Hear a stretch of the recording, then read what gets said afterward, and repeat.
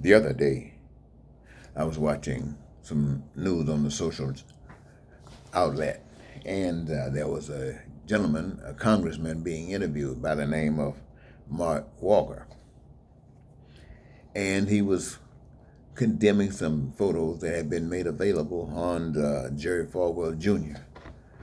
and his association with the Liberty University and the great big church that his father started. And this picture was something that this congressman didn't approve of. So he wanted to suggest that Mr. Falwell should resign.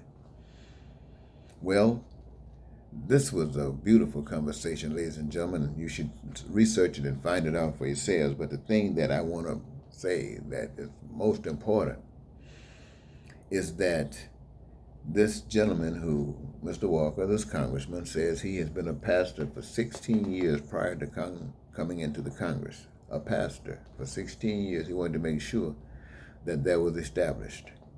Now, jumping ahead, he indicated that Falwell and Trump's association, that the evangelicals and fundamentalist Christians, probably right wing, have independent of thought. They can think what they want to think, and the church can't mold that. And so the question followed that what about his association with Donald Trump? And he cleared that up the same way. And then he allowed Donald Trump to make a statement. And his statement was to the effect that Joe Biden was trying to get rid of God, get rid of religion, trying to destroy the church, trying to do all these kinds of things. And the congressman was asked to respond to it. Now, the congressman said that what was said about Joe Biden, that man looks out on the outside, but God sees the heart. But looking on the outside, you can see if somebody's supporting abortion, that's a moral crime. And this speaks to his character. And then the interviewer asked, well, couldn't the same thing apply to Donald Trump?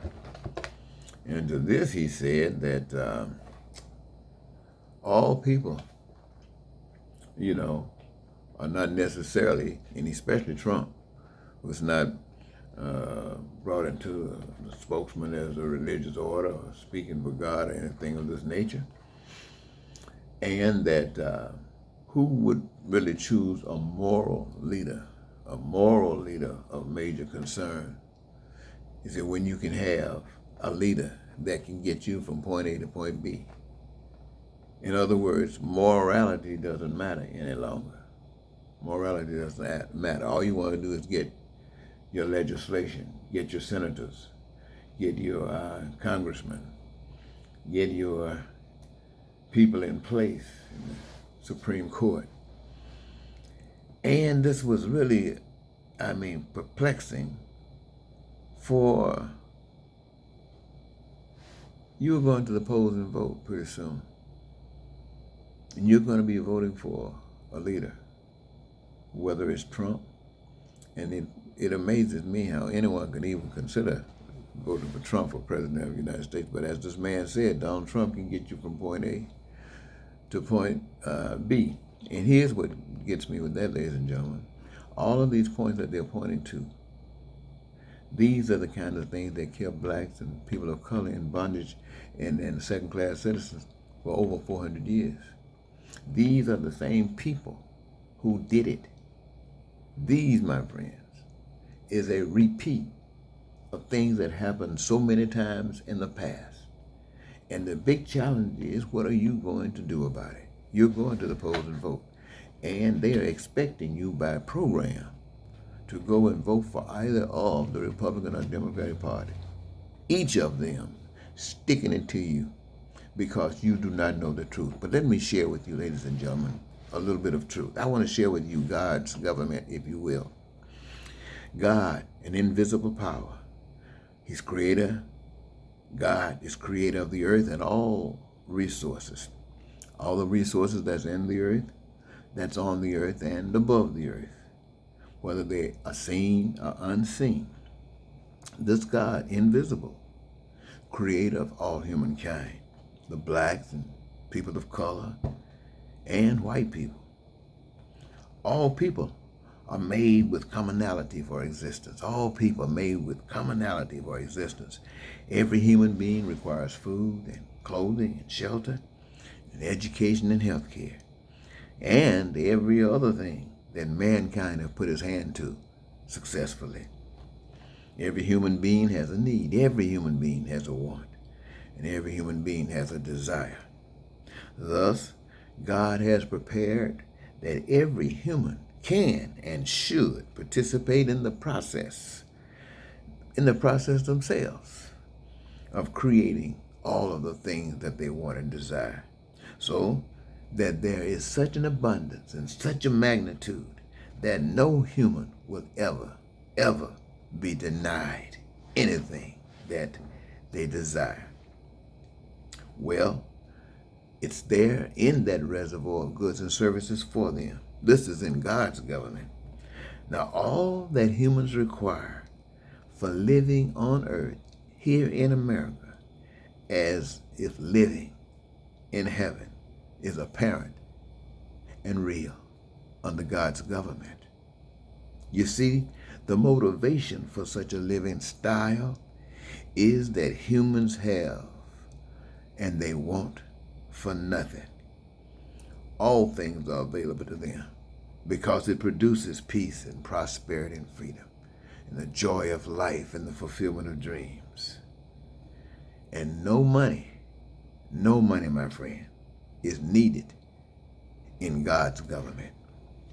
But unlike the government of Satan, implemented by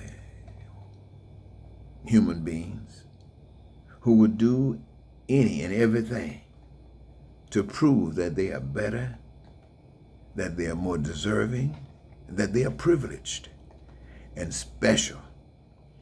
To this end, they use money to replace compassion and respect. And they will lie, they will cheat, they'll steal, they'll deceive, they'll terrorize, and most of all, ladies and gentlemen, most threateningly, they will kill. They allow poverty and crime and violence to exist. They are proponents of poor education and poor health care. They require that workers put their lives on the line to support such an evil system as this. And they will send your children, our children, to school in the midst of a pandemic just to maintain their lie of power. In America, the government tool is used for exploitation. The Republicans and the Democrats alike, my friends, not knowing the truth, all the people and all the citizens are enablers. Going to the polls or voting for any of these does just that.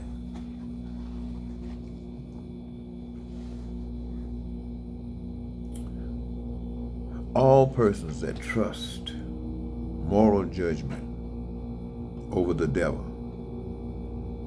you must reconsider going to the polls and voting for such evil as a Republican and Democratic perspective.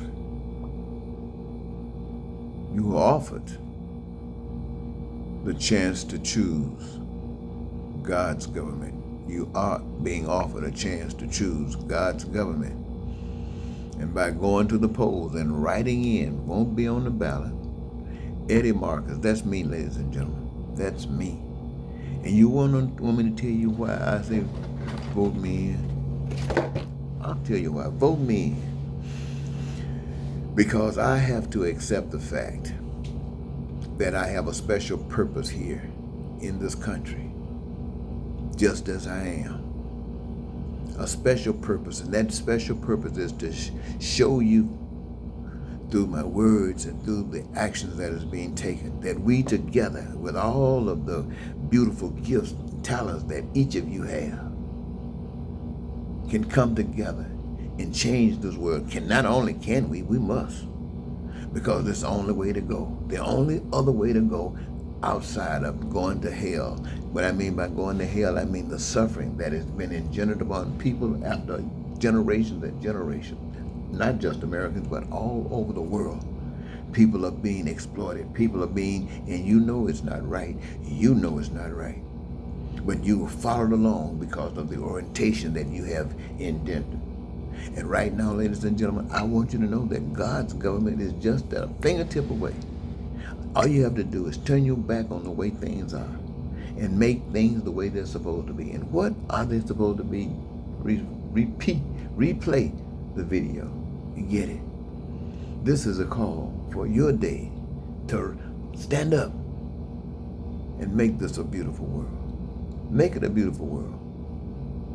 Make it a beautiful world.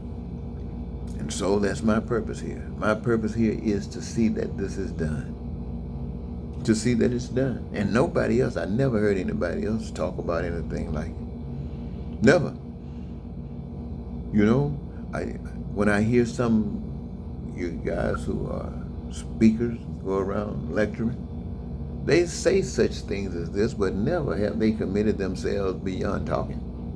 It's like people always talking, trying to motivate somebody to act.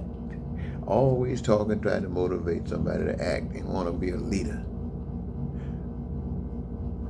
Anyway, thank you, ladies and gentlemen.